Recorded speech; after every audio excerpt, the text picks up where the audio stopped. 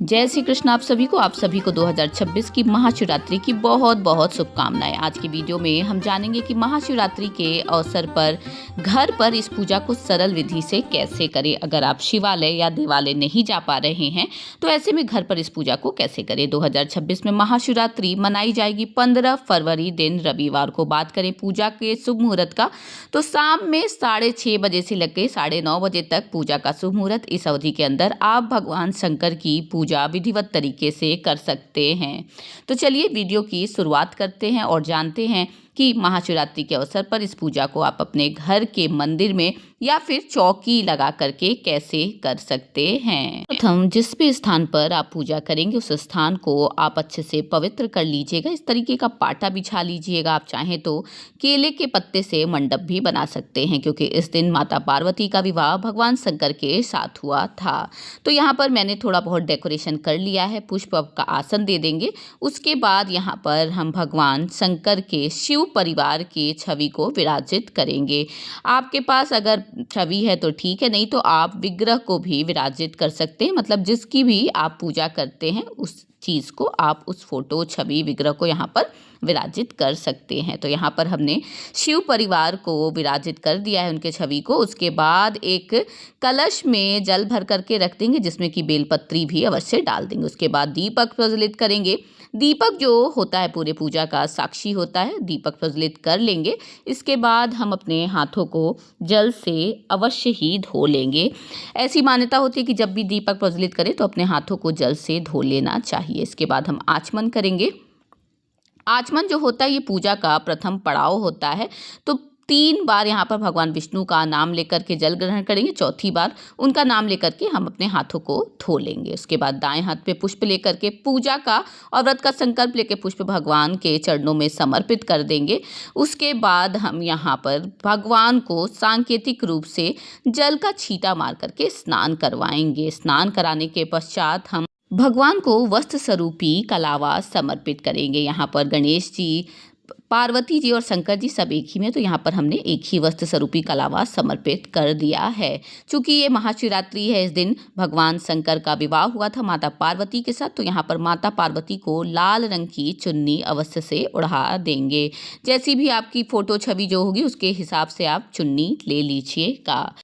इसके बाद हम भगवान श्री गणेश को, उसके बाद भगवान श्री शंकर जी को यहाँ पर हम जनेऊ समर्पित करेंगे। भगवान शंकर को तो जनेऊ जो होता है वो सफ़ेद रंग का ही चढ़ता है, और भगवान श्री गणेश को भी आप जनेऊ सफ़ेद या फिर पीले रंग में चढ़ा सकते हैं। चूँकि ये महाशिवरात्रि है तो इसमें अगर आप जनेऊ को हल्दी से रंग लेंगे तो भी अति उत्तम होगा।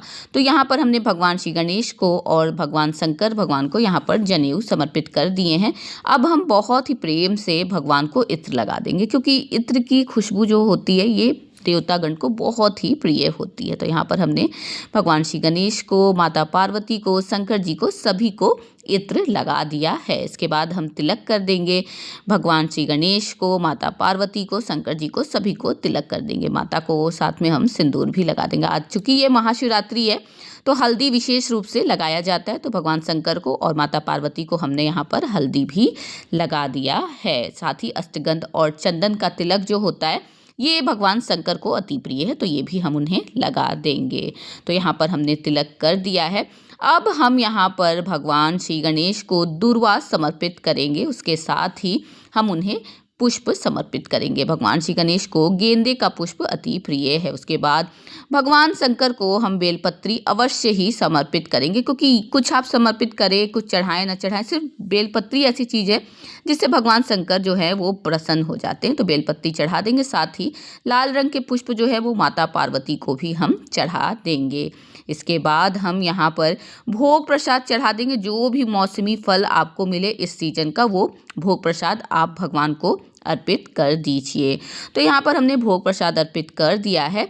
अब हम देवतागण को धूप दिखा देंगे। धूप की खुशबू से वातावरण भी सुगंधित हो जाता है और देवतागण भी अति शीघ्र रीझते हैं। उसके बाद हम दक्षिणा समर्पित कर देंगे।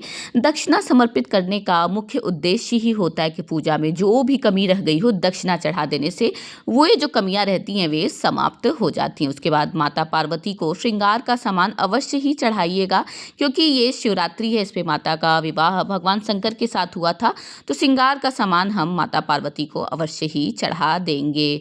इसके बाद हम यहाँ पर दाएं हाथ में पुष्प लेकर के व्रत कथा पढ़ेंगे। अगर आप कथा पढ़ने के इच्छुक है तो ठीक है, नहीं तो आप इस पार्ट को आप स्किप भी कर सकते हैं, छोड़ भी सकते हैं। उसके बाद कथा समाप्त हो जाएगी तो बहुत ही प्रेम से हम आरती करेंगे भगवान शंकर की, माता पार्वती की।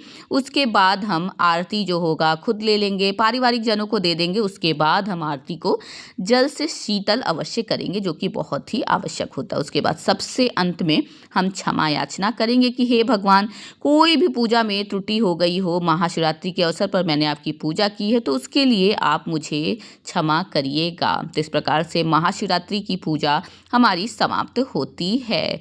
इस पूजा के बाद जो बात करते हैं कि चौकी कब हटेगी, तो मैं आपको बता दूं कि चौकी जो है ये अगले दिन ही हटेगी।